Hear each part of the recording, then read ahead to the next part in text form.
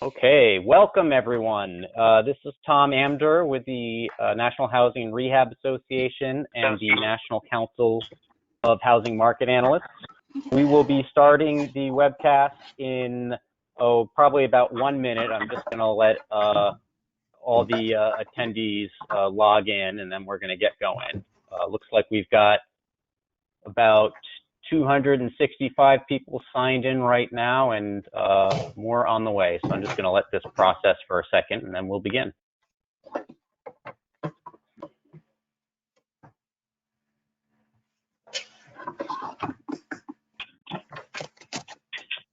He just went black. That's strange.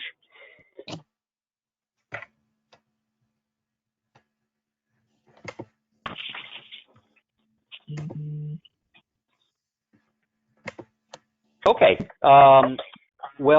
Again, thank you for joining us today. I am Tom Amdur, President of the National Housing Rehab Association and its independent National Council of Housing Market Analyst affiliate. And on behalf of our entire team, we hope that you, along with your families, your colleagues, your residents, your pets, are all healthy and safe during this challenging time for our country and for our industry. You'll notice I am not on the video today. We've got 6 speakers who I'll be introducing shortly who are on the video, and I believe one additional in addition to myself that are dialed in. We were, unbeknownst to us, limited to the number of faces that we can show during the webinar until we discovered that just now, but bear with us. So I'm going to take the first couple of minutes of our town hall to set the stage, and then we're going to dive into some really timely and I think probably thought-provoking topics. So first, this is the second in our series of weekly town halls. So you can mark your calendars for 3 o'clock on Thursdays for the foreseeable future. Last week, we focused mainly on operational issues relating to development companies and property managers, including HR, communications challenges, and strategies to continue to deliver services in the short and medium term under the unusual circumstances which we're living in today. This week, we are going to be focused on some of the challenges around doing third-party market research, although I believe that the discussion would be just as applicable to other professionals in the space, including appraisers, capital needs assessment folks, and others that are doing work on behalf of the affordable housing community. One thing I wanted to just share was, first of all, how amazed I am by our industry as a whole and our membership in particular, and how they've responded under the very challenging circumstances that we're all facing today. It's really uplifting to hear that people are still in business, they are still operating, delivering, financing, and doing research on behalf of the affordable housing industry and serving the communities that have been really most impacted by this COVID-19 crisis. So my hat's off to all of you, and thank you for continuing to pursue your difficult work in these hard times. Caitlin, if you could go to the resources slide real quickly. I just wanted to share a couple of items on our website and things that we're doing as your association to support you during this time. So we do have our COVID-19 Resource Center on the website. We've been putting lots of highlights in our weekly newsletter as well, with up-to-the-minute news, guidance, and interpretation of some of the resources coming out to support your businesses as you're navigating COVID-19. We also have a dedicated forum on our website for people to do post questions and share experiences and resources that is pretty much up and running. We just have to unlock it for the membership, which I anticipate will happen today. So you can access that through the COVID-19 Resource Center as well. We are very actively engaging on lots of different advocacy efforts to support your businesses, make sure that we're adequately resourced and that our policymakers and the federal government and the Congress are aware of the challenges and stresses that you guys are collectively facing so that we can obviously maintain and expand resources to continue our businesses into the future. We are also developing additional virtual conferences and webinars in addition to these town halls that we'll be rolling out over the next couple of weeks. And I just wanted to do a quick preview. Next week, our town hall is going to focus on development, finance, and construction issues, so stay tuned for that. As I said last week, a couple of quick disclaimers before we start. We will obviously be talking about some of the health challenges that we're all facing today, but keep in mind, we at NHNRA and our panelists today are not epidemiologists or health professionals. We are doing the best we can with the information that we have and sharing resources, but it's no substitute for medical advice or legal advice for the matter. You should consult the professionals if you have any questions. I guess moving on, we are all trying to figure out, oh, can people hear me? I think I just heard a comment there. Oh, okay, continuing. So we're all trying to figure out how to navigate these challenges together, and we feel that NHNRA and NCHMA has really been a leader and has really demonstrated our ability collectively to share timely information that is relevant to your business. And I think that you're going to get a lot out of that today. On to our agenda today. Last week, 3.3 million people were added to the unemployment rolls, and another 6.6 million people were added this week, according to the Department of Labor. That's 10 million people over the last 2 weeks that have been added to the unemployment rolls. And until last week, the largest ever week filed was 625,000 in 1982. So we are obviously experiencing economic distress on a level that is unheard of in the history of our country. And that's obviously going to have an impact on the viability of housing of all sorts, creating both demand and delivery challenges that we are all trying to figure out how to figure out. And as a group that represents market analysts in particular, we always have felt that the market study is a critical part of underwriting any real estate transaction, but now more than ever, that market study is going to be more important as we figure out the short and long-term implications of this economic distress. But there are also unique challenges that we face as market analysts in actually doing that analysis today because of social distancing and the various regulations constraining our ability to be out in the community in the same way that we're used to. So we're going to spend the next probably 45 minutes or so of this conversation talking about some of those challenges and how to navigate them, both as a market analyst and as a user of market studies. And then we're going to open it up for a roundtable discussion with our audience to post questions and share their experiences. Coming out of this, we expect to be releasing very early next week a new white paper that will provide additional guidance and recommendations on this. And we really want to get your feedback on the things that we discussed today to inform that white paper. So please stay tuned for that. Now on to our speaker introductions. In alphabetical order, I wanted to first introduce Brian Blue. He's an executive vice president and the chief underwriter at R4 Capital, which is a national syndicator and also an investment banking firm. He's had a long career in affordable housing, including stints doing asset management, underwriting, and has overseen a very large loan portfolio as well. Next up, we have Bud Clark, who is an MAI with Boston Financial Investment Management. He is in their valuation group and is a founding member and past chairman of the National Council of Affordable Housing Market Analysts. I was trying to think of like a fun way to introduce Bud. He's also been incredibly influential in my personal education and been very generous with his time. He never asked for any of his appraisal textbooks back when I borrowed them years ago. And I do just want to report that I did eventually return them, but several years late. Following that, we have Rachel Denton, who's a partner in the Kansas City, Missouri office of Novogradac and Company, again in their valuation group.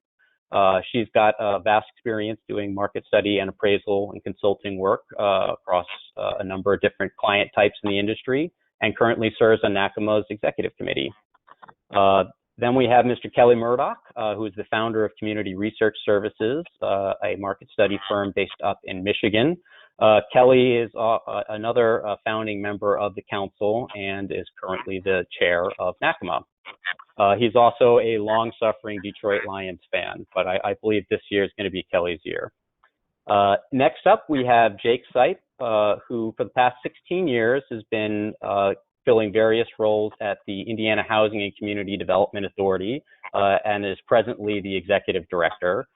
We owe a personal debt of gratitude to Jake and his colleagues at IHCDA, who have always been incredibly supportive of NACMA's initiatives. They hosted our first ever market study fundamentals seminar probably 10 plus years ago.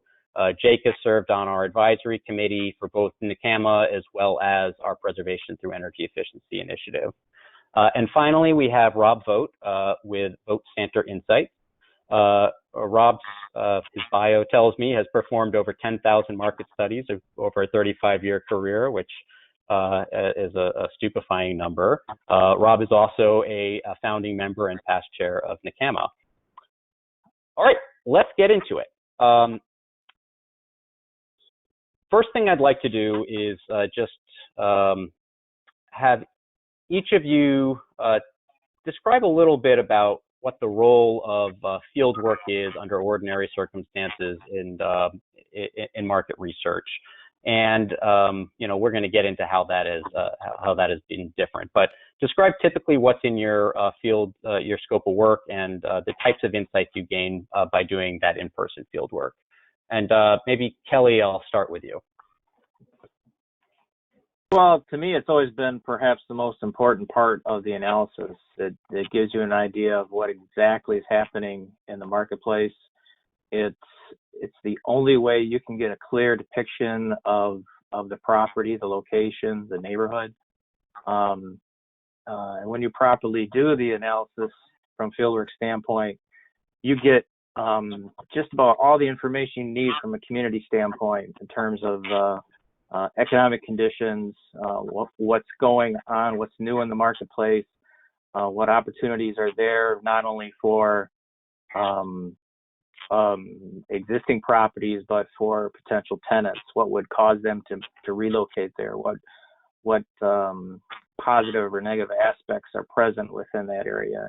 And you just can't do that from your desktop. You just can't do that from reading a book. You need to see with your own eyes what's going on. And I've always told other analysts I've worked with or people that have worked in my firm, this is the most important thing you can do. This really fills in all the blanks, all the cracks in terms of the book data, the demographic data, the secondary data that we collect. So from that standpoint, fieldwork is so important. And I think I made this comment a few days ago on our prep call.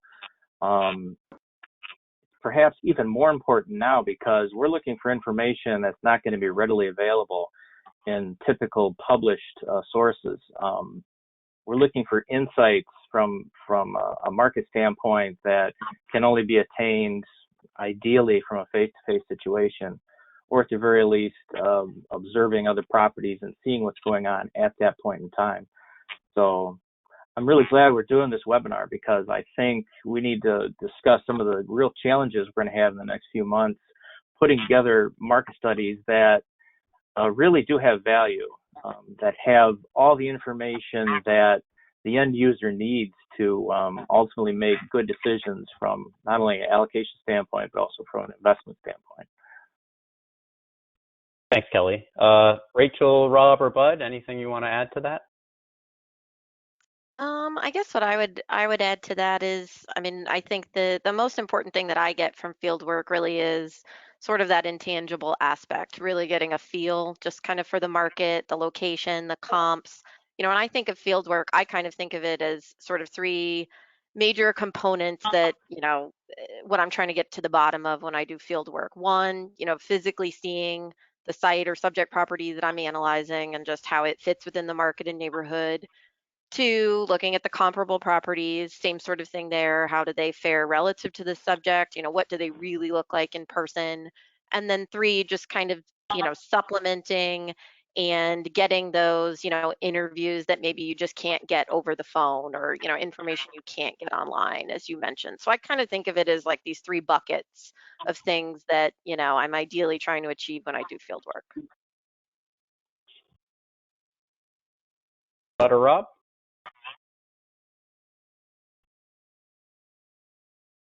Well, yeah, I'll Rob, chime in on that.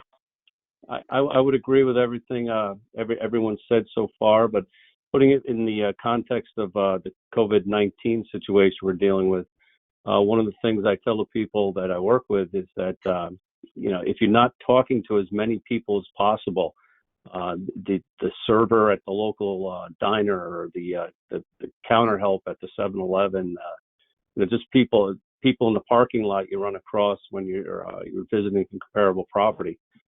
These are really the discussions and the conversations that give you the insight that you're just not going to get in a telephone conversation or off the internet. So not having that available to us right now, I think, is a big component that is going to be missing for the next month or two.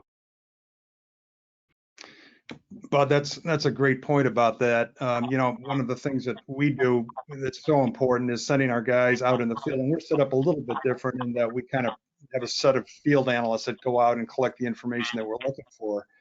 And when you're talking about interviews, we go out with what we call a preliminary market area, that geographic area where we think the support is going to come for a project. But it's not until you start talking to folks, and managers in particular, to find out exactly where their tenants are coming from.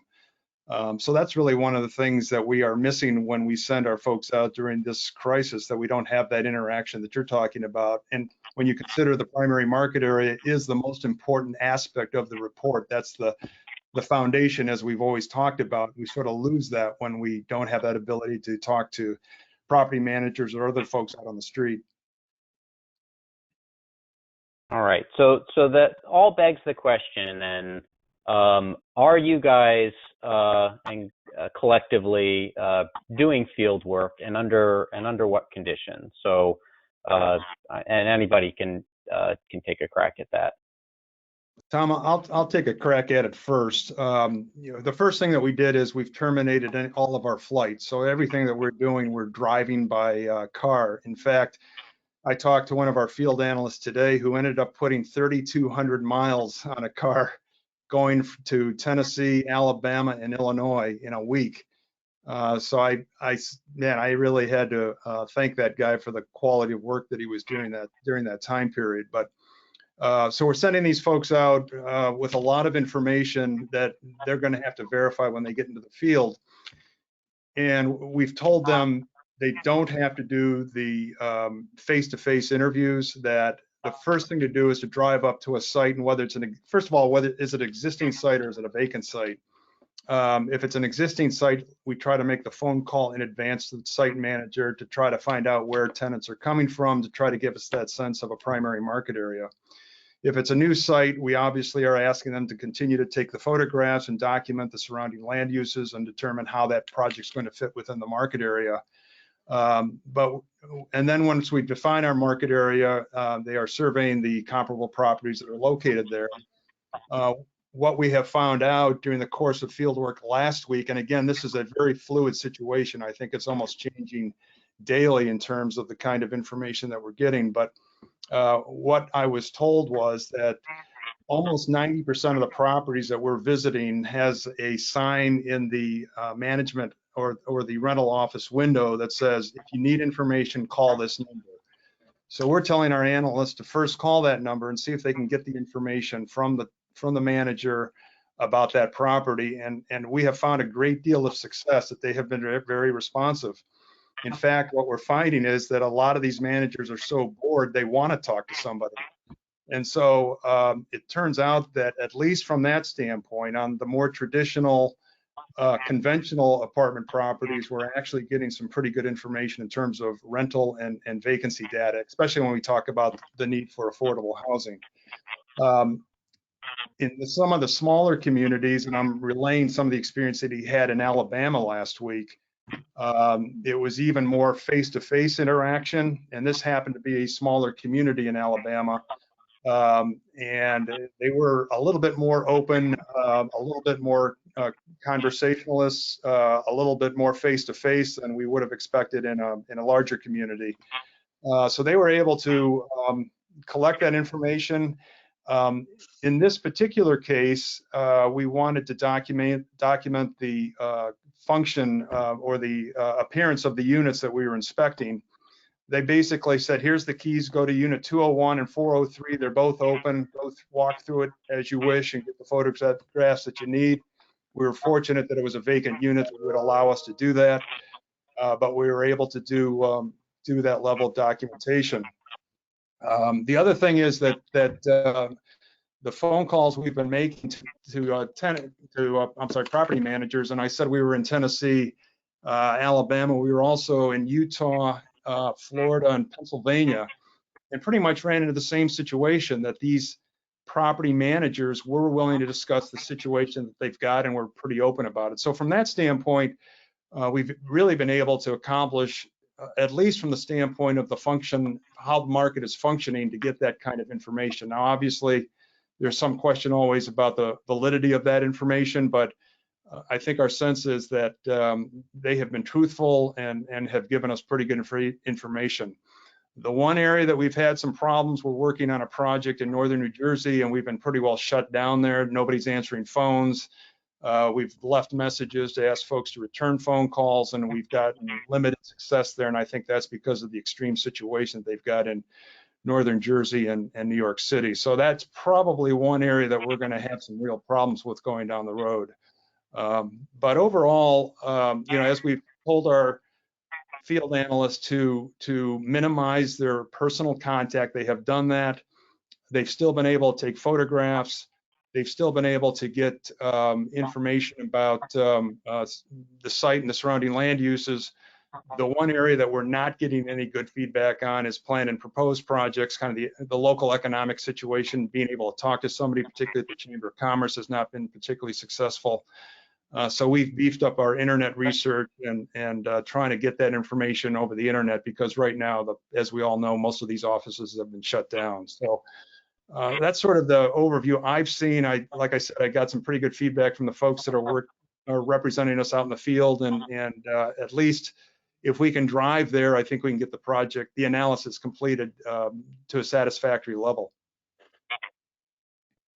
To the other market analysts, are you experiencing something similar to what Rob just described, or is it on a range, I should say? But are you able to talk to those diner employees through the takeout window?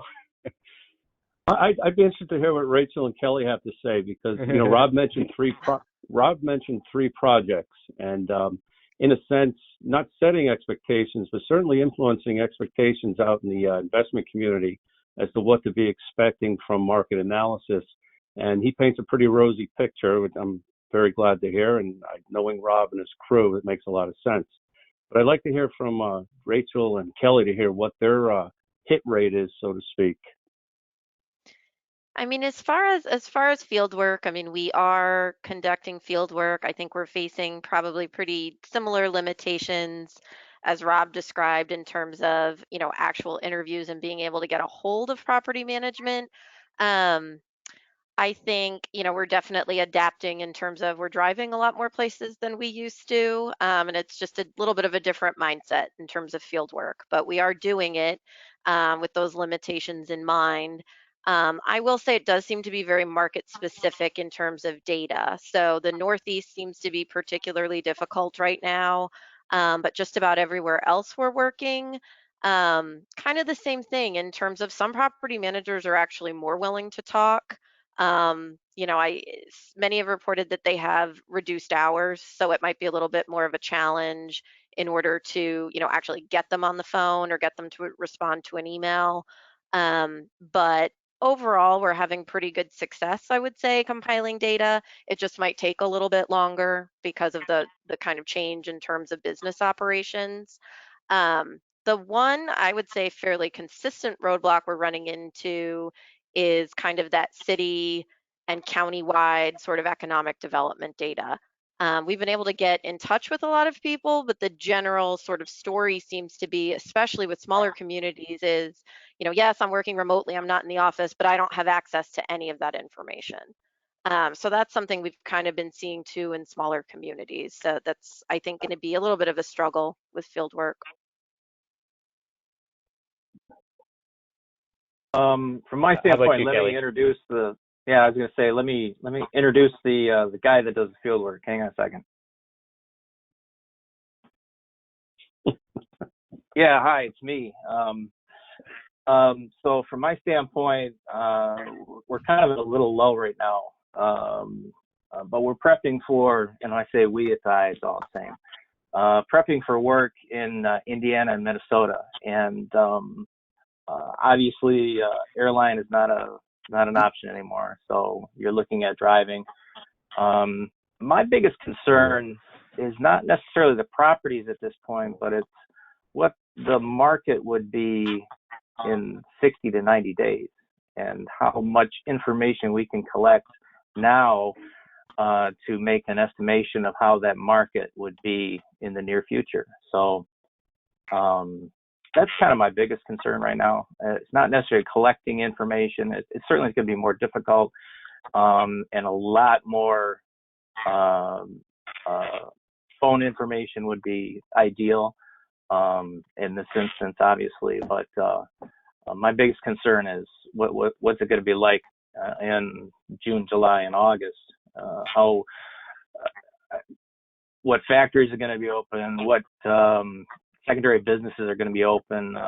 Are some of these jobs going to come back? When all these forgiveness options from a rent standpoint are gone, what are these people going to do? Are they going to leave? Are they going to stay? There are other options for them at this point. The only good thing I can say is that we're starting obviously from a very strong economy, so we might have a little room to give for the next few months. But I'm very concerned about some properties that have some lower targeting and their ability to generate sufficient people, not knowing if they're going to be here or somewhere else, or simply in some other situation that we may not even anticipate. Yeah. Well, so Tom. thanks, Kelly. And I think we're going to get to the demographics and economy in a second, but I did want to ask Jake and Brian a question. But before I do that, I'm gonna set it up a little bit. So Rob gave some examples of markets in the Southeast that they've been visiting, and those happen to have been, I think, the places that were the last to implement more the strict social distancing requirements and shelter in place stuff that we're seeing in the Northeast and the West Coast and other places. And obviously, we have to kind of go with the rules in terms of who is an essential employee in an essential industry. So these are things that are evolving, and I think more restrictions are going to be in place, in more markets over the next couple of weeks. So even if we've had some success in being able to see sites now and more access to people, by phone, that could change. And so there's a long, drawn-out way of asking if, and Brian and Jake, the question now, if we're going to find that site work gets constrained more, how do you look at that as a user of a market study, and what are your concerns? They haven't been the concerns already discussed so far. Sure, I can start off with that question. Obviously, as an end user of market studies, we're always looking to make sure that these reports have the most accurate and up-to-date information as possible. And two of the three firms that we principally use in our business are represented on this panel, and I know that they will get creative and dig into information and try and get granular information in such a way that will allow us to still adequately evaluate on a very precise level, or as precise as we can be in this particular day and age with what we're dealing with COVID-19, so that we can continue to make very educated decisions with respect to investments in the affordable housing industry. And it's we have a very deep pipeline here at R4 Capital, and so the current situation just requires us to really get creative and roll with the punches and look to our third-party consultants whom we trust very, very deeply to provide us with information and recommendations based upon the information in hand. And, you know, I think all of us on this call have been doing this long enough that we've been through an economic cycle before. We know how they tend to operate and how things, you know, there is a downturn, but then there's ultimately the upward as the tide continues to rise.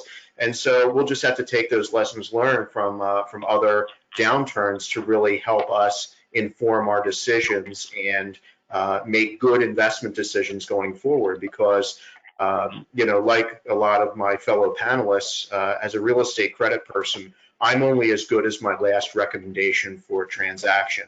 And so if I start missing the mark because I can't get information, or we haven't gotten creative in such a way to keep the capital flowing to our projects, that's a huge issue for me.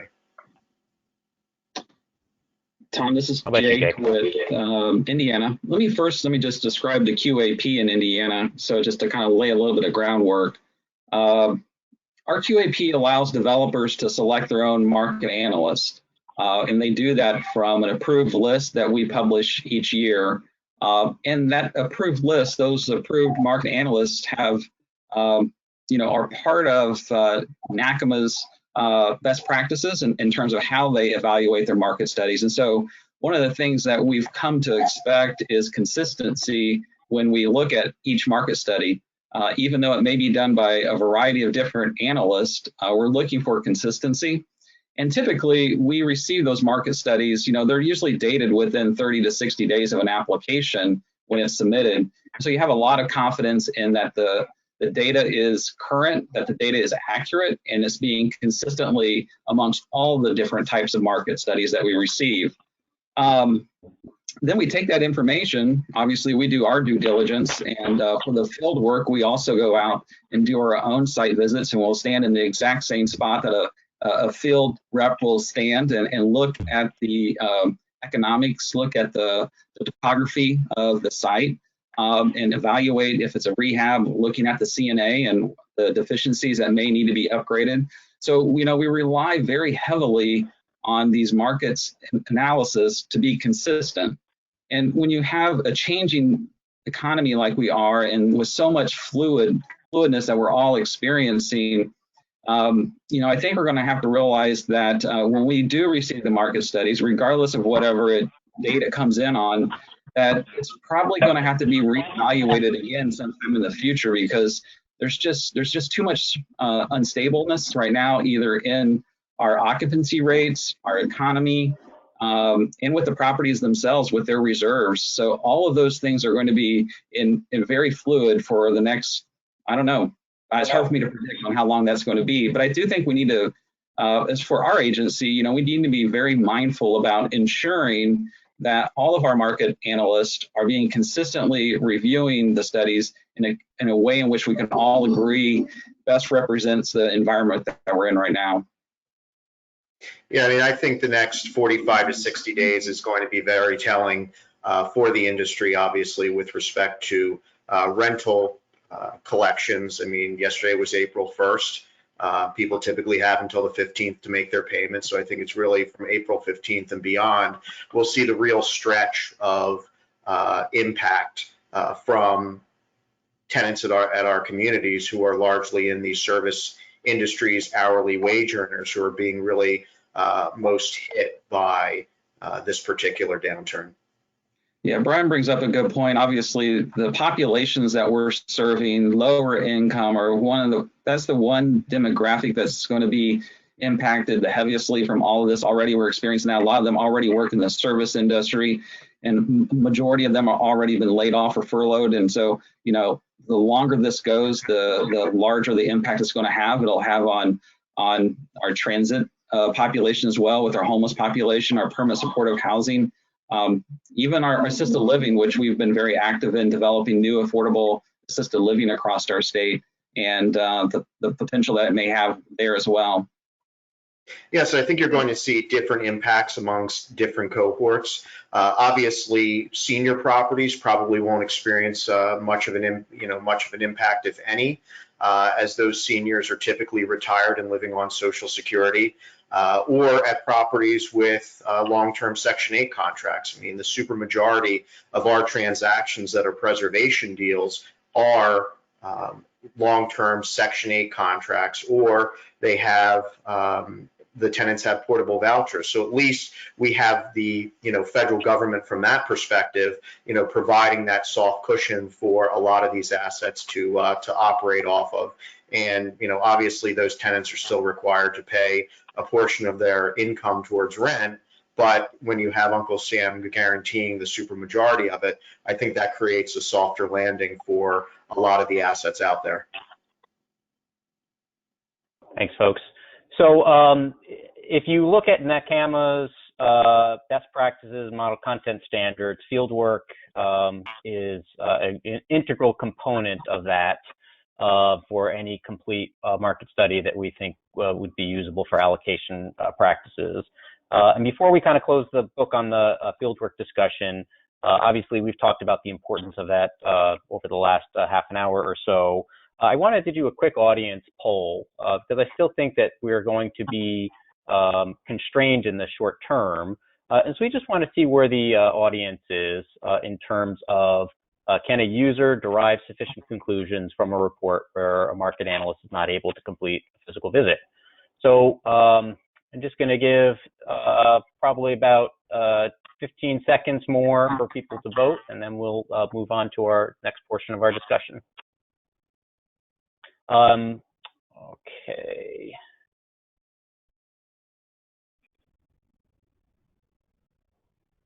All right. I'm closing the poll in 5, 4, 3, 2, 1. All right, let's see what we got. Well, a real mixed conclusion. I can see from my answers, although I don't see it on the screen, 34% said, oh, I know how to make it. Here we go. Here are the results. So obviously a lot in the not sure bucket.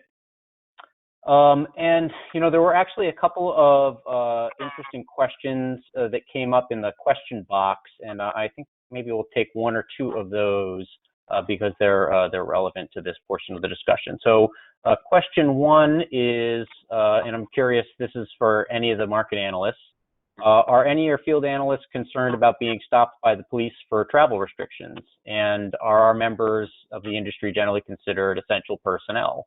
That's an interesting question. I'm curious if you guys have, any of the speakers have any insight into that and how you're addressing it if it's come up.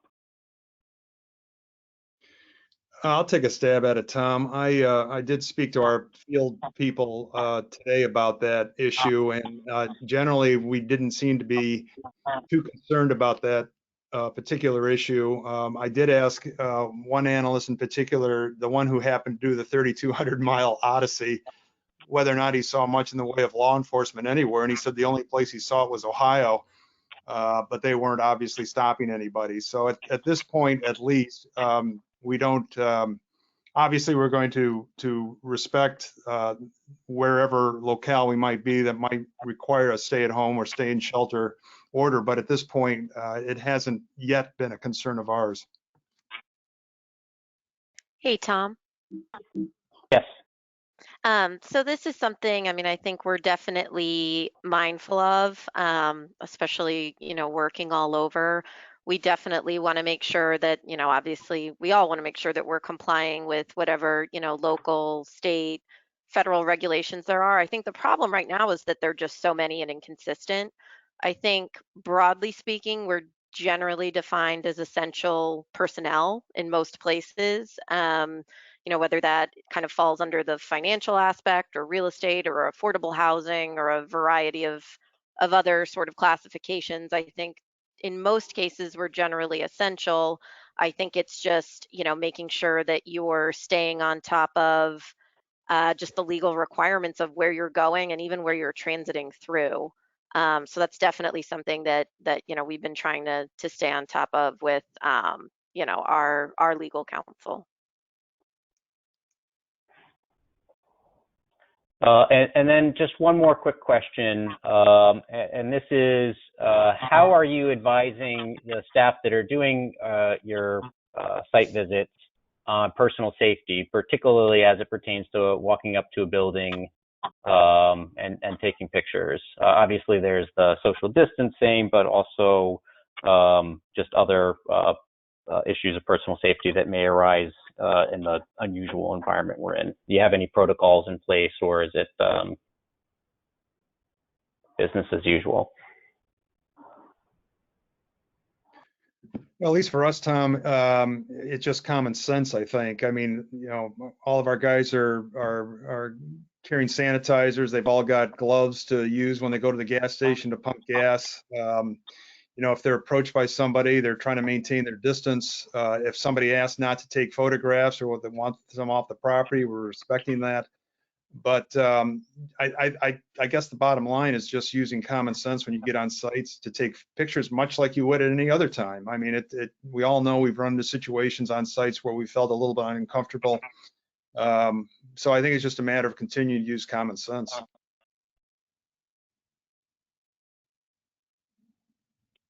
Tom, if I could get back. Yeah, bud.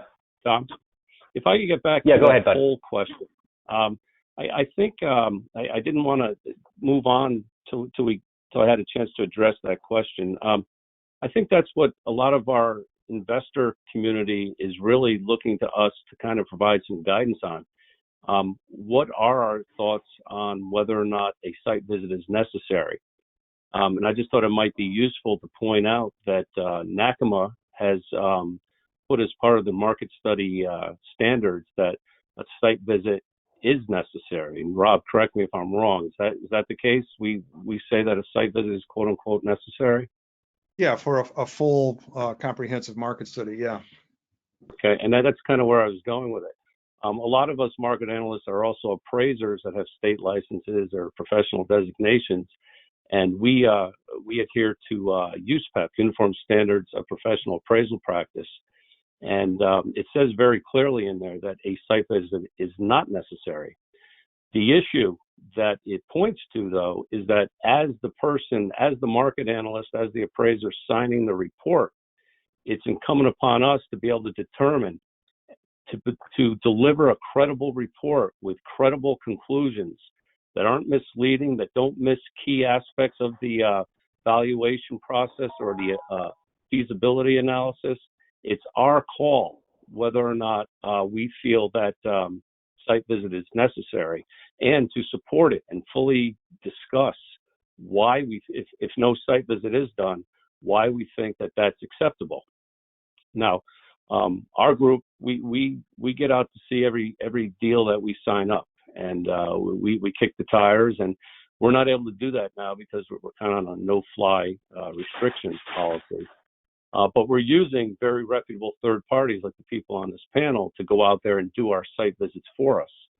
And as long as we fully disclose that we did not do the site visit and who did do the site visit and what their qualifications are, and if the information is there from that site visit, Rob said he's having very good luck. We're not having such good luck with our telephone calls, but that's why we're going to be going with the third parties. If we can say that we got the information we need, then A, we didn't need to do the site visit. We had a reputable third party do the site visit. Now, if things continue to deteriorate and the third parties say, hey, we've had enough, we're not going to be going out doing any more site visits. As I said, it's the analyst's call at signing that report to say, hey, yes, I can produce a credible report, or no, I can't, and therefore I'm going to stop this assignment. So it's kind of a roundabout answer to the question, but there's many things to consider. Well, so there was a good piece of advice tucked in there, which gets to some of the best practices coming out of this, which is disclose, disclose, disclose. So that is, I think, something that we are all emphasizing. Anything that is outside the norm or restricted needs to really be disclosed in the report. And the user of the report really ought to be looking for validation, particularly on doing work at the subject property and in the market area. I did want to move us on to the next topic here before we get to our open forum, and that's really the economy and the demographic data, which may be available to you as market analysts and may not be reflective. Obviously, a lot of this demographic data lags and may not be reflective of the reality on the ground today. And depending on when America gets back to work and what type of recovery, may not be reflective or easy to predict what the future will look like as well. So my question for the panel is, how are you adjusting your approach in your reports, whether it's the research you do or the narrative or anything else in between, to try to explain the demographic and economic impact in a subject market? And Kelly, maybe we'll start with you. I would say the first step would be moderation. If you're seeing maybe a trend before COVID-19 that had a lot of growth, a lot of income appreciation, maybe you can't rely on that trend going forward in the future. And if you have the ability in your studies to moderate that with information you've collected, then that's the approach I think would be appropriate. Unfortunately, we're not going to get any substantial revisions in any data for a long time, maybe not even till the end of the year, if then. So again, it goes back to the importance of the field work, collecting information on the not only the market but the economy, where are the jobs going, what is your target market doing, and really knowing those things very, very solid to the point where you feel comfortable about doing a good report rather than providing a lot of caveats or exceptions or other limitations to the report. And I'll open that up to the other analysts as well. Yeah, I think the Rachel, crystal looks like you're ball about is to say something. Yeah, I think the crystal ball is even more cloudy than normal right now. I think kind of the approach you have to take is look at the trends that were happening prior to this truly extraordinary event, and then try and get as much current information and data that you can and report that in your report. And I mean, I think the biggest thing we're all struggling with right now is we don't truly know, is this going to be a couple of months that's a blip, or is this something that truly is going to be more prolonged? So I think it's sort of on all of us to kind of look at, the data that we know, which is sort of looking backwards, and then reconcile that with, whatever information we are able to get, that's current. And the unfortunate thing about the demographic data is it does just lag. So I do think that's going to be a little bit of a hole, for a few months, several months moving forward. And Tom, I think that's why the market study becomes even more important for the user, in that you want to make sure that you have a low capture rate for your project. The penetration rate is relatively low. You've got good rent value when you compare your proposed rents to market rents, that you've got, at least in the current day, the demographics look positive, that you've got some advantages over your comparable properties. I mean, the fundamentals of those kinds of issues aren't going to go away, whether our vacancy rate goes from 3% up to 12%. We know good projects are going to continue to be good projects and be successful in the markets they're in, as long as they're structured properly and have all the fundamentals there to support the project. I don't think that's going to vary that much. But I agree with both Kelly and Rachel that we're not even close to understanding the full impact of what's going on today, and probably won't know until, I would guess, early next year. But I want to emphasize to make sure the users of market studies understand how their project is fitting within the marketplace and what advantages they have to be insurance against when things really turn south. Yeah, but wanted to emphasize for everybody, of course, the research is a point in time study based on the best available data at that time. And so we're at a unique and moment where we really, as has been said a couple of times, we don't know if America will be back to work on May 1st or July 1st or October 1st. So it's that's obviously a real challenge to get a sense of what the at-place employment is going to look like and important things like that. Yeah, I mean, I'd like to just follow up on something that Rob said, that it's incumbent upon the users of the reports to really understand in what context that the information is being presented, and that there is a disconnect in the market and the information is not necessarily going to be 100% perfect or have that real-time data that we'd always typically work for. The benefit that myself as an end user has is that as a tax credit syndicator, we have access to all of the information for the 38,000 units that are in our portfolio. And so we can get that information through our asset management group, who can relay that to us, and we can use that as a way to benchmark the information that we're getting out of the market study analysts anyway. I mean, I have a very high level of respect for the members of this panel and the work that they do and the standards that NCHMA sets. But as a real estate credit professional, I'm always told to trust but verify. And so with all the information that we regularly get under normal circumstances from a market study, we also supplement that with our own investigations to make sure that we're coming to the same conclusions. And luckily for us, we typically operate in nationwide. We do repeat business in the same markets, and so we really have our fingers on the pulse of what's happening there. And as we speak to our market study analysts on a go-forward basis, I mean, we'll surely be comparing notes on what everybody's seeing. Yeah, Tom, I'd like to just follow up on that also. Brian had alluded earlier to the fact that this is not our first rodeo. We've seen natural, political, all types of disasters previously. 9/11 was a national disaster, and it affected different markets differently. And Brian also pointed out that, we're creative, we're resourceful. There are databases out there. There are think tanks that are constantly providing new types of information. Some of the techniques with Katrina, looking to see utilities, what utilities are being shut off, what utilities are being turned on, to get a sense for tenants coming back to the market. Vegas and Orlando during 9/11, looking at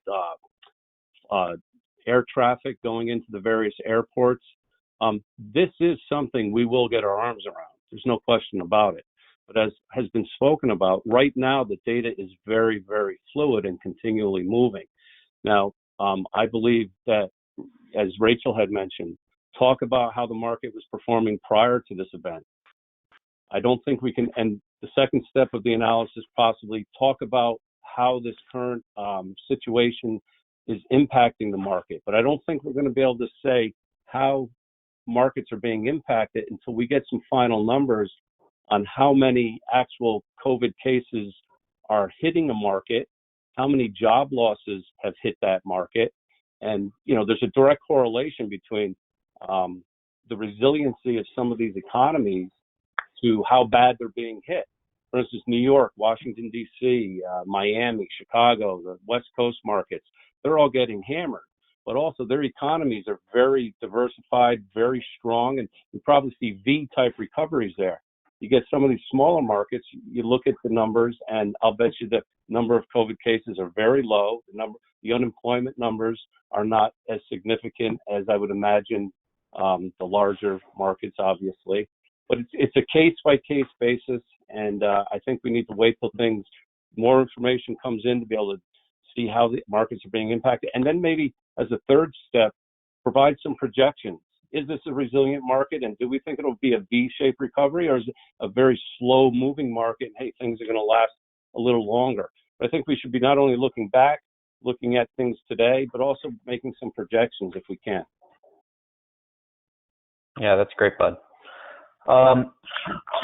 So there are a lot of, call them rules of thumbs and assumptions that we make that are data points that you would include in a market study that probably require at least some adjusting in the short term. So I'm curious if anybody has want to take on an explanation of a couple of these things, and maybe just real quickly, since we want to get to the open forum still. So I'm thinking, like, obviously lease up may be impacted by the current situation, and turnover and construction timelines, and even vacancy in general. So any reactions to any of those line items? What you think you need to be more aggressive on or more conservative on in your assumptions, at least for the short term?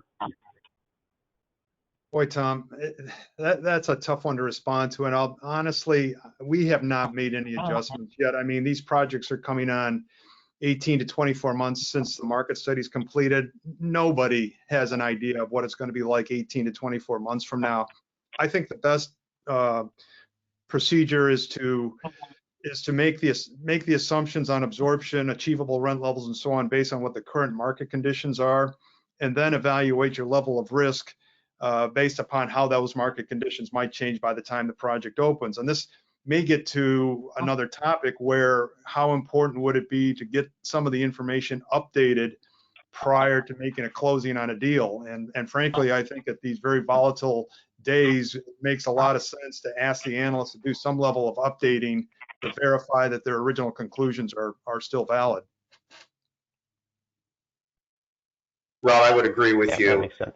Getting an update of the information is something that everybody's going to be looking for with respect to the market as time wears on and as the situation moves in one direction or another. One thing immediately that jumps off the page at me, Tom, is one of our topics is construction timelines. Right now, based upon the information that we have, most of the states deem construction, and more importantly, affordable housing construction, as a critical business line to allow to remain open during even stay-at-home orders. The problem is, if your transaction was in the permitting process, the people who work at the permit departments to issue the building or to review your plans and issue the building permits aren't there to do that job, and it's tough for them to do remotely, as I think Rachel mentioned on the same lines with respect to getting in touch with people at the Chamber of Commerce. And so what we're doing is we're really looking at the proposed construction timelines, but then also asking the general contractors, even if they do have a permit in hand, are your subcontractors available? Is the pricing still good? As well as what is material availability looking like right now? A lot of this stuff comes from China, but even domestic products such as cabinets, they're shutting down production lines. And so, in speaking with our third-party engineering consultants, I mean, that's something that construction timelines will definitely be impactful. But as Rob said, it remains to be seen how long that impact is in place. But it's just something we're going to have to consistently monitor, not only during the underwriting process, but also during the construction and lease-up phase as well.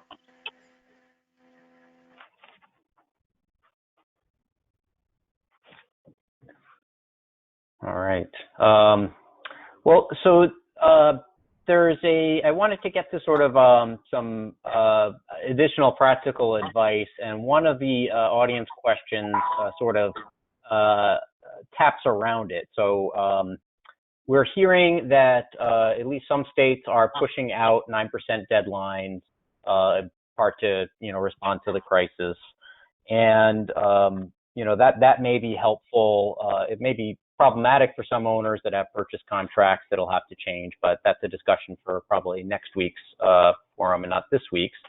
But how does the panel respond to that as a means of assisting the ability to do better, better site work, waiting until we've recovered somewhat, or is there some sort of in between? So Maybe Jake, I'll start with you since I know you have an active credit deadline. Is that something that you're considering, and what sort of adjustments are you making as an HFA to your timelines in general?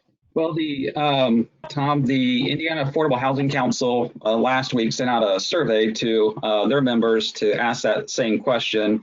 Our application is due the end of July, and then that specific question came up: do they favor an extension of that deadline? I haven't seen the results yet, so it'll be interesting to see what the development community in Indiana would like.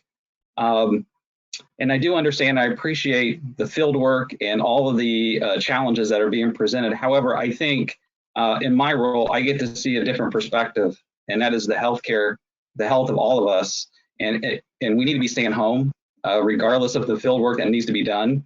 What we're seeing across Indiana is having a significant impact on our health. And we're not to have social interactions, really. And if you can stay home, you should be staying home. And I think that part's getting lost in this conversation. This is a pandemic. This is serious. And while I know what our work is and what our passion is, sometimes you just have to put that to the side until we can kind of get out of this. I don't know if an extension of a deadline is helpful or not. Maybe we keep the deadline, but maybe we extend the market study when it is appropriate for people to go out and do the field work that they need to do. But right now, I think our focus should be on our health. And that means that we shouldn't be outside kind of intermingling. Whether you are trying to avoid receiving it, most folks don't even know they're carrying it.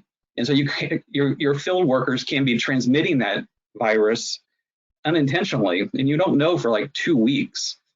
So I think we have to be careful about our mission and our passion for what we do for the better good of our health, of our society.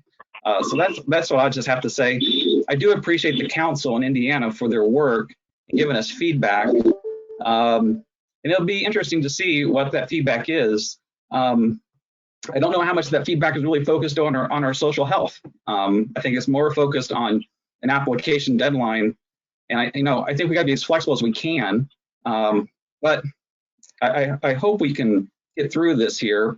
From my perspective, I see a different perspective every day. Today just announced our schools are going to be closed for the rest of the year. So our kids are not going back to school. They're going to be practicing e-learning. And I'm sure that's across the country too, in all the other states. But it is very serious. And I think we have to change the way that we're approaching things, at least for the next, probably through this summer. And, I don't know what that looks like for me in terms of making decisions on policy. I have to take it because it's very fluid. But I would be very in favor of delaying a market study if it means that we can continue to live healthy and avoid anyone in my agency or any of our partners contracting this virus. Well put.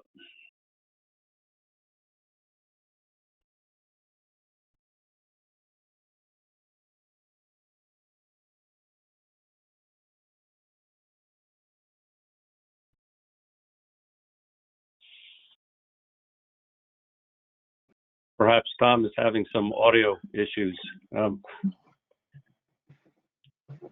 I would ask a question on rent growth. We talked about concessions, lease ups, things like that.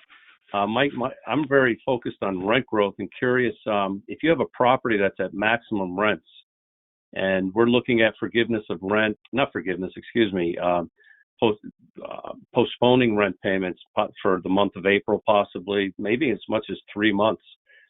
And they prorate these rents over several months so that tenants can get into payment plans to pay these rents that they're not paying now, to pay them back eventually. What happens if you have a property that's already at max rents? What will the ruling be, I wonder? How they're going to allow this additional rent to be paid? Because then they're going to be above the maximum rent. So I wonder if there's been any thought given to that, or if anyone's heard anything about how rent is going to be dealt with, rent increases, rent paybacks.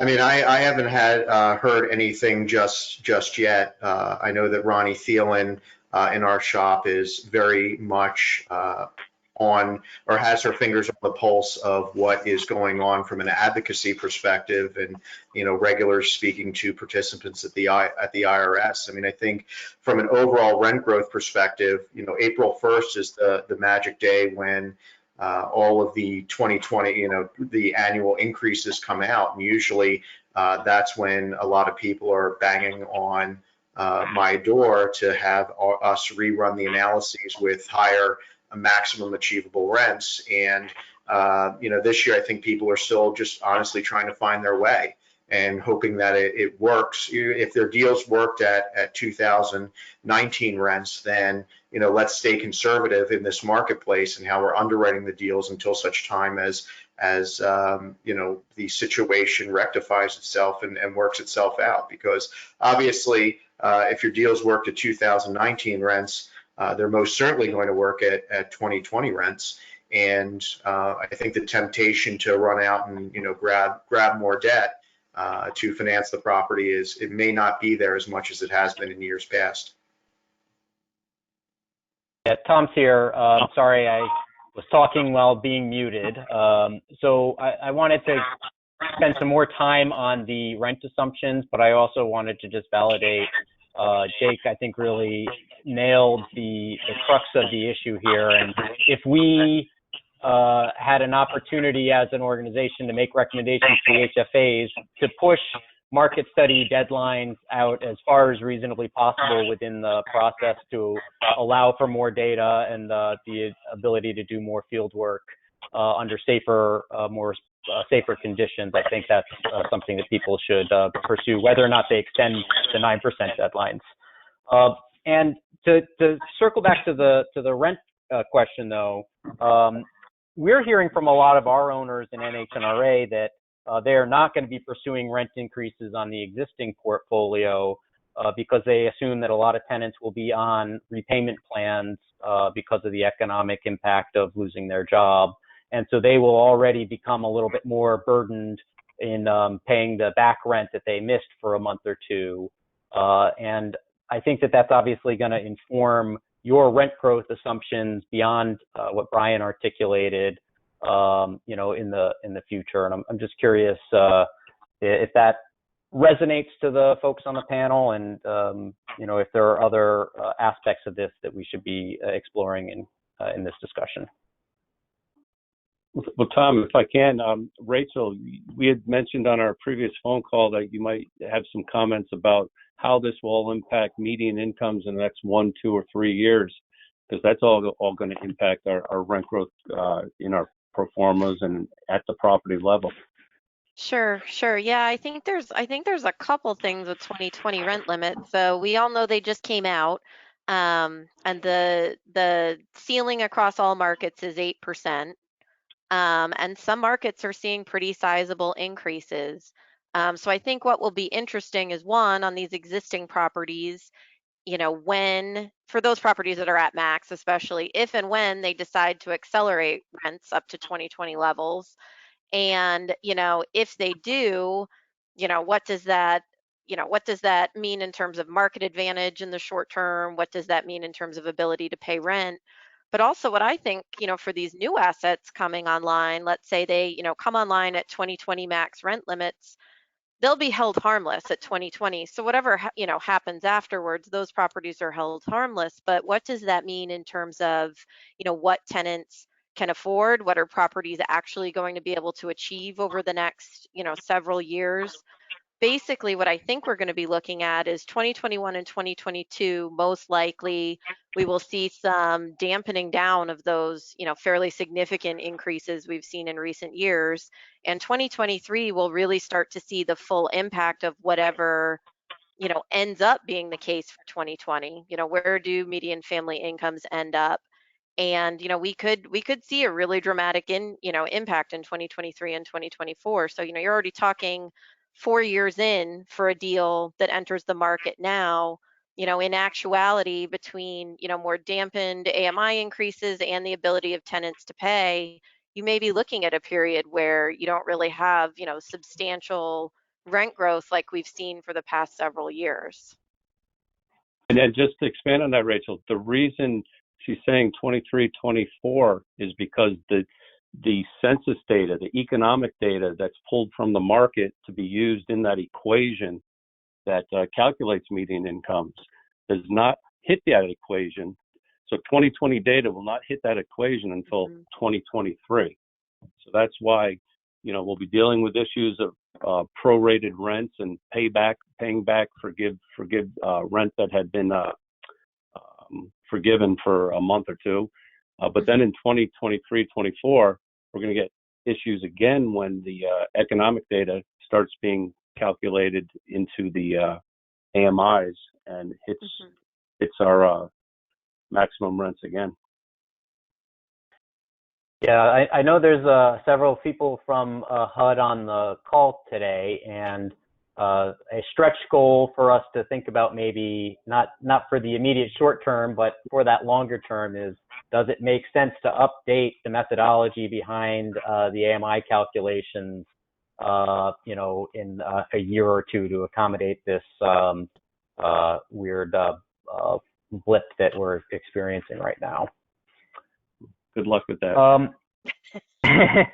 Well, hope springs eternal.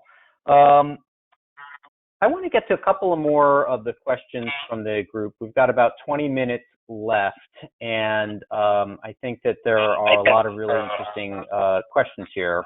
So the first one, we kind of talked about this a little bit, but to get into the lack of reliable pipeline data,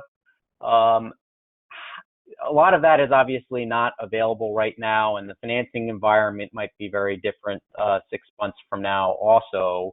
And I was hoping we could dig in a little bit more on what you guys are doing to respond to that particular lack of reliable pipeline data.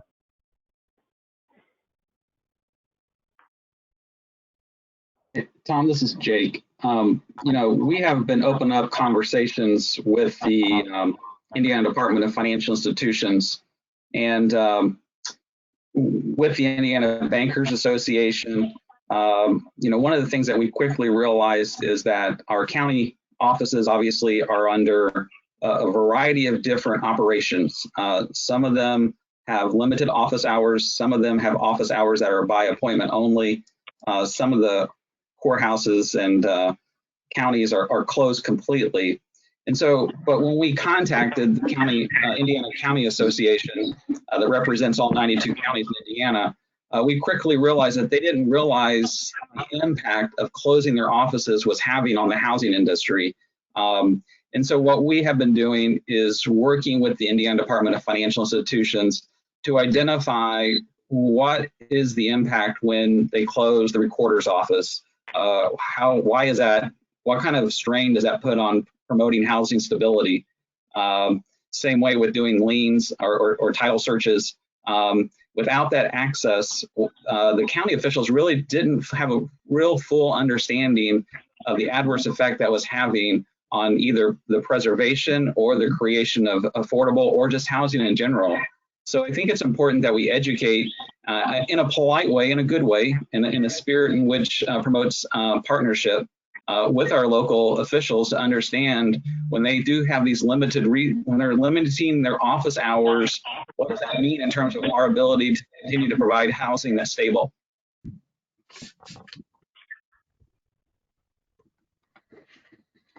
Tom, we've made a much greater effort in our internet research.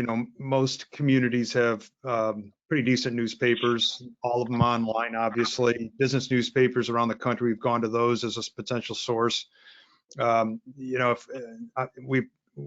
big push we made a few years ago was making sure that states had their allocation lists made available on their websites, and we're obviously checking those. And if we've got a project that's under construction and we haven't been able to yet reach the builder on that, we may be talking to a nearby project to find out what they know about it. So it's just a matter of spreading out your fingers as far as possible to try to figure out what may be proposed within an area. Taking a look at the building permits obviously gives you some sense of what's coming up. And then finally, I think the analyst has the responsibility to report in that report that, hey, we're aware of this project. We weren't either able to get it or we were able to get it, and here's the information that we have. And this potentially could have it. We've conservatively accounted for it in our penetration rate calculation. So I think it's back to our old saying that we want to make sure that we disclose as much as possible to at least address that piece of it and give our client a level of comfort that that particular project may not have a direct impact, or it may.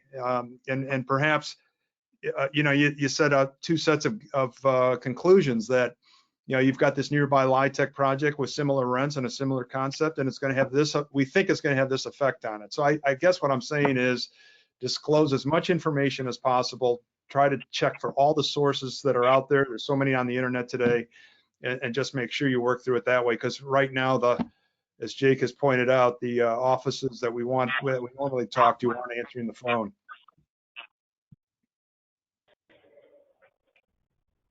Thanks, Rob.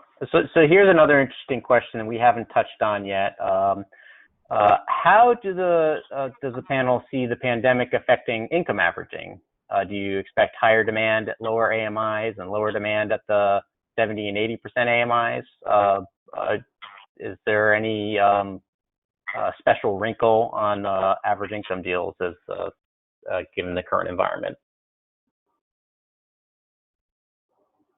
I think we need to crawl before we run. Yeah, I would definitely agree on that one. I mean, income averaging deals, when it first came out, I expected there to just be a wave of transactions taking advantage of that. And, we've seen a steady flow of income averaging deals.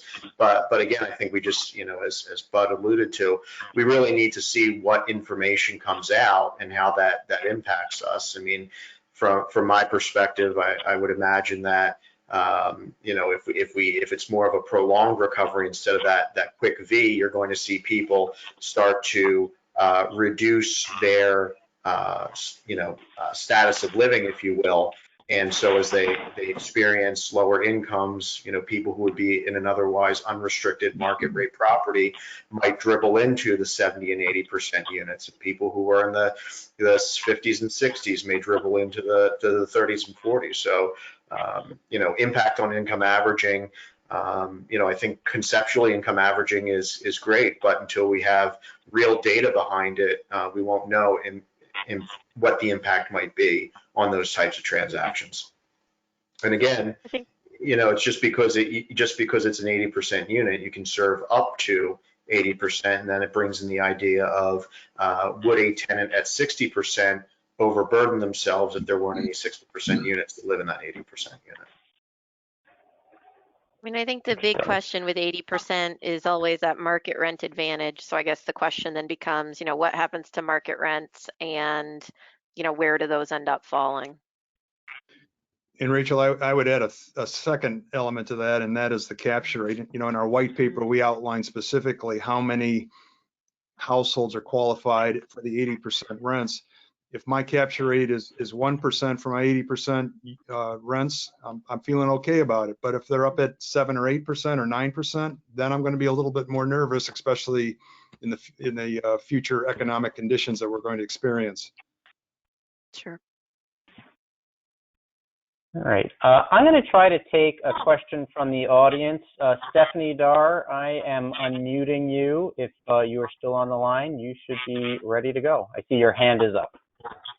Yes, thank you. I did have a question about calculating the penetration rate and the capture rate.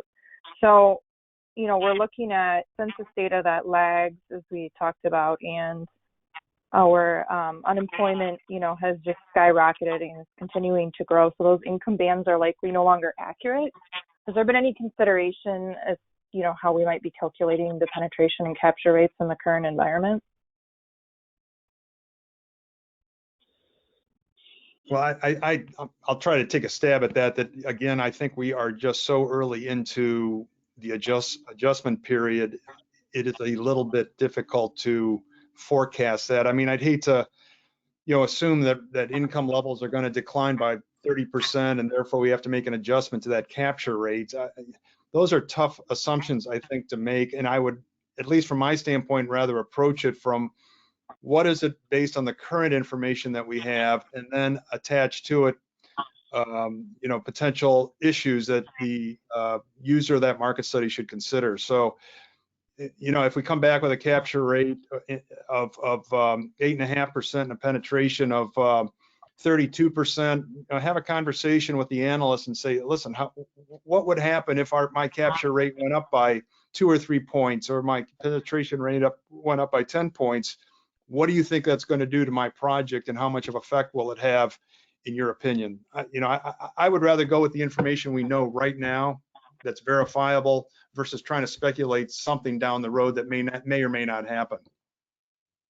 And there's the ability to adjust the demographic data. For instance, sometimes you get in markets where you just know that they have really higher than typical credit issues, bad debt, or you're in college towns, and some of these college kids are living off campus in market rate housing, and they're just driving up prices and different things along those lines. So you can adjust your income eligible renter households by basing it on a statistic that you research. Now, for instance, I'm thinking that we're going to get some data coming out of somewhere that's going to say X number of people lost their jobs in this specific zip code. What type of unemployment benefits are being provided, and what's that total monthly benefit versus what were some of the income characteristics prior to this particular area relying on unemployment benefits for income, and how long, again, getting back to how long will that local economy be in that position and before those people get their jobs back. So it's a lot of information to try to process, but I imagine there will be reasonable, logical adjustments that could be made to the data in the short term.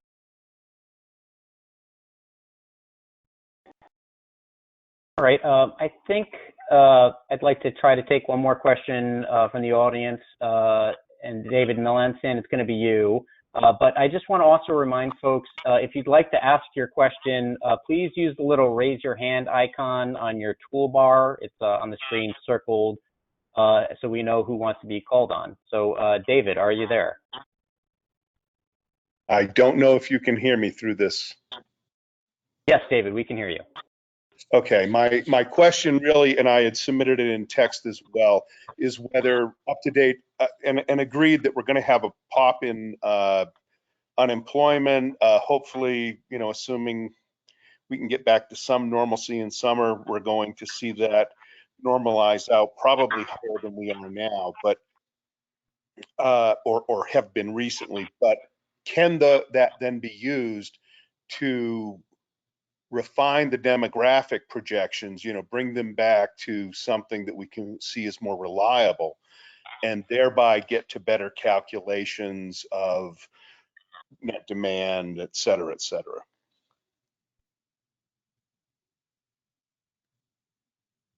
I would imagine there's going to be statistics being produced that will allow us to interpolate what the best assumptions and most reasonable methodologies to be used are, and it's just a matter of time. You've got these, as I said, these think tanks, Brookings, Milken, Moody's, Standards and Poor's. They're all over what this is doing to employment in various municipalities, counties, state, city, at different levels, and there will be data that comes out of there that will allow us to make reasonable adjustments to income bands and numbers of income eligible households falling within the various bands. It won't be exact, but this isn't a science; it's an art.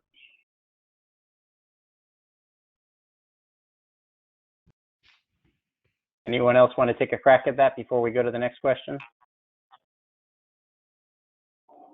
All right, Ron Jampel, I am going to unmute you. Ron, are you there? I am here. Yeah, quick question. All right, just Ron. In the Northeast, New York. Hi. In the Northeast, specifically New York, New Jersey, actually can be anywhere. Where do folks see cap rates in the next few months? I just read an article where for grade A, Class A institutional grade multifamily property, the cap rate went from 3.8 to 6.1. That translates into a reduction in value of close to $250,000 to $300,000 per unit. I think that was with the National Association of NHAB, National Association of Home Builders, published that info. And if that's not correct on the source, I will get you the source. What was your name again? That was Ron Jompel. He may be muted now. Okay, for the other folks on the panel, have you seen any movement in cap rates? I know the velocity of sales is down a little bit on the affordable space, but any insight on the question there? I mean, we as a lender and as a tax credit equity syndicator, I mean, we see a lot of cap rate data, and frankly, it started to get to a level that made me uncomfortable with some markets being in the threes, and as Bud mentioned, and I think that there absolutely has to be some level of correction.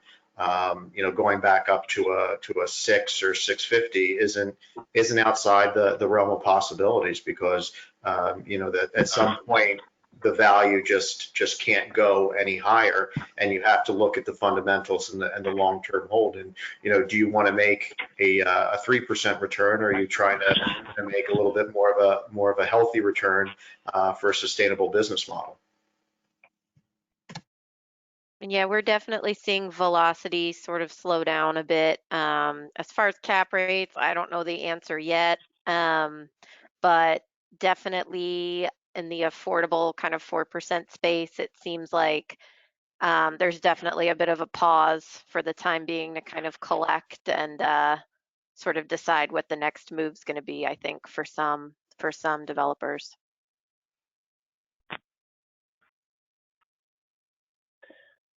So we're coming up on the end of our time, and I wanted to give everybody one last opportunity for closing thoughts or takeaways, or if you've got a prediction on when we'll be back up and running. We'd love to get your closing thoughts. So Jake, I'll start with you. I'm just, number one, Tom, I just want to thank you for bringing this together, because every time we go through a situation where we have an emergency or a disaster, communications continues to be the number one priority for all of us. We are scheduling now, we're 25 calls every week with our stakeholders, ranging from home ownership to our homelessness, to our tax credit developers, to our syndicators, and opening up those lines of communication and that commitment to make sure that we understand what's taking place at the local level. And then also being able to, we have to change the way that we're doing business. I don't know what it looks like when we go back, working remotely, and then all these changes. So same way with a lot of the questions that are being asked in terms of the penetration rate and the capture rates. How are we going to use the data? We know the data is not going to be current. It's all going to be projections. The good thing is that, I think it's been mentioned before, we've been through other challenges when it comes to the affordable housing industry. We knew that there was going to be another one. And I'm seeing a lot of positive conversations taking place, just like we had in 2008 and 2009. So I think one thing that we should remember is when we come out of this, that we still continue to have these types of conversations. I know we did it for several years after 2008, after the markets crashed. We continue to have those conversations. I felt bad in 2012 when those conversations kind of stopped with our developers and our syndicators and our bankers and our market analysts. We kind of stopped talking about how are we going to prepare for the next downturn. And here we are again. So, but I do think it's important that we continue to have these types of town halls. And for HFA specifically, we're in very unique situations where we can take a leadership role and facilitate these types of conversations as well, just like you are, Tom. And so I really appreciate that. And you know, I'm glad to hear that you're going to continue these town hall meetings, try to do them as weekly or biweekly and as frequently as possible. So I don't know if that's helpful or not. I don't have a lot of answers. I do have a lot of questions, just like everyone else, and we're trying to do the best with making informed decisions, looking at all the different perspectives that are out there. Thanks, Jake. Rachel, how about you? Any closing thoughts?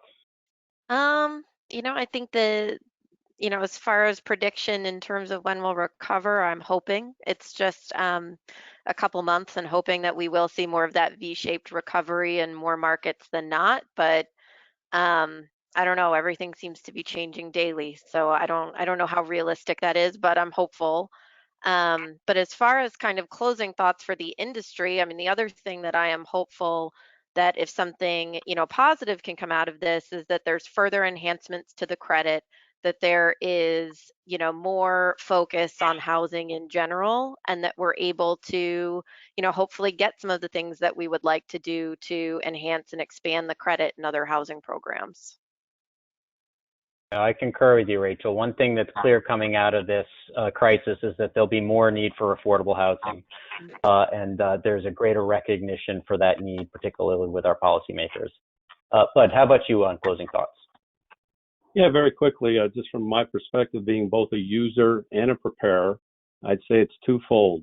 For the user, for the preparers, I'd say, you know, we're all professionals with guidelines and standards and obligations to our users. You know, we need to be producing reports that we believe the conclusions are credible, they're supported, the quantity and the quality of the data was there to allow us to finish the assignment, and as I say, produce credible results. And we need to be confident enough in our professionalism to say, if the data is not there, we can't finish this report. We advise waiting until more information becomes available. Don't be afraid to do that. And as a user, I just say, you know, nobody wants to see the train slow down. Everybody wants to see the pipeline continue to move. But I'd say set your expectations based on reason. You know, we're out there looking for market data, but the market's, you know, not fully open, and it's not moving towards being more open. It's moving towards actually closing a little more. So there's going to be a small disconnect for a while, and I just think everyone should be aware of that. Thanks, Bud. How about you, Rob? Well, I'm going to take the perspective, but you're absolutely right. There are limitations to what's going on in today's marketplace, and regardless of how the data is collected, we still have to keep, in my opinion, the process moving because of the need that we have for affordable housing. I mean, it was clearly an affordable housing crisis before it, and there's going to be even a worse one after, when we settle through what's going to happen. The point, I think, from a market analyst perspective, is that there's got to be that open dialogue between the users and the preparers, as you pointed out, and I think that becomes even more critical. You know, if there is a limitation to the data in the market study, what does the market analyst think it would do if we had all of that data to arrive at a conclusion? I mean, is it a 90% that we've got to have that, or is it only a 3% that we've got to have that? So I think we got to continue that dialogue to make sure that we keep the process moving and maintain that relationship with your market analysts, because they're the ones that are seeing what's going on out there and can tell you what potential drawbacks might be to a specific project. Thanks, Rob. Ryan? Well, yes, Tom, thanks again for putting this town hall together. This was extremely informative for me, and I know there are a lot of different stakeholders on this call. I think what we need to do is just keep on doing what we do best. You know, rise in the face of adversity. If you're a developer, continue to look for deals to develop. If you're an investor, continue to please invest in affordable housing to allow for that production. And really, I think everybody just needs to take a step back, take a deep breath, continue fighting the good fight, because at one point the counter had over 300 attendees. So there's at least 300 people in this country that care about affordable housing, but I know that the number is much, much greater than that. So if we can all get creative, ensure that capital keeps on flowing, use information that's available, be creative and be flexible, we can all get through this and come out on the other side in a much better position. So, it's great that we can all come together and share our ideas, because we'll all be better for it in the long run. Thanks, Brian. And Kelly, you get the last word from the panelists. Putting this together. Kelly, are you there? Oh, there we got you. Yeah, I'm sorry. And apologize, my connection's been in and out. But thank you, Tom, for putting this together. And I want to just echo all the comments prior to this. I think time is a critical factor, and if we have some additional time to do the report that our organization has typically provided for the industry, I think that'll go a long way. And providing as strong a recommendations as possible. And if we have a little extra time to do that, to me, that would be really, really important, not only for our industry as analysts, but also to the industry as a whole. And again, Jacob, I really appreciate your comments as well regarding safety and everything we need to do to stay safe, not only for our employees, but also for the communities that we're looking to be involved with. So thank you for that. And again, Tom, thank you for putting this together. I think it's been real helpful, and hopefully we'll get a great response from all the comments made. Thank you, Kelly. So just quick couple of closing thoughts. First, I want to thank Jake, Rachel, Bud, Rob, Brian, and Kelly again for providing a lot of the insight on the panel today. You guys did a great job. We had a number of questions that we just weren't able to get time to, questions we had as well as questions from the audience. We are going to try to post those questions in our forum, and hopefully we can crowdsource some additional responses. We'll send more information on that shortly. This was recorded, and recordings will be made available to the participants if you want to review those. And I also wanted to just remind folks, we have a paper that is been drafted, and we're going to incorporate a little bit more feedback from today's discussion into it, that will provide some additional guidance and recommendations on this, which we anticipate will be ready for public consumption just in the next couple of days. So please stay tuned for that too. And in the meantime, everybody, please be safe. Wash your hands and have a great afternoon. We'll see you soon. Hopefully. Great, thank you. Thanks, folks.